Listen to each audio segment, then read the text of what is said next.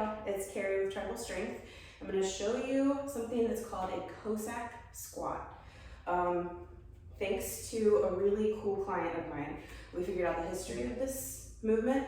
It comes from an old Russian dance called the Cossack. Pretty cool, Google it if you're interested.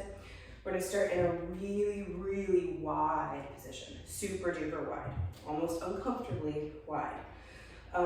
This stretch is kind of like a dynamic stretchy movement, and it's very challenging to start with. So do not get discouraged if you don't get a lot of depth on your first try. It'll come, I promise.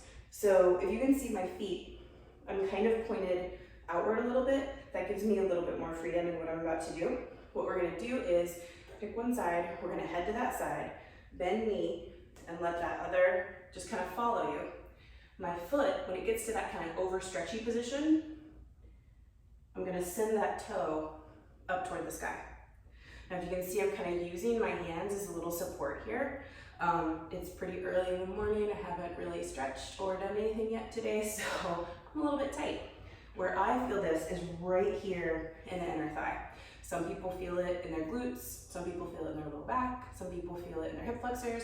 There's no wrong place to feel it. Usually just wherever your body feels tight that day is where you're gonna feel it. It's pretty common though to feel it right there in the groin or inner thigh.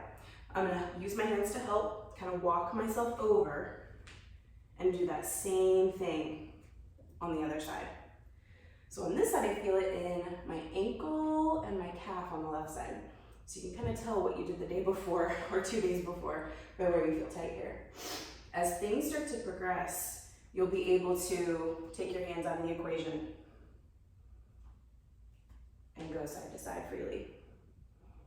And you can do any type of version of this to make it more challenging.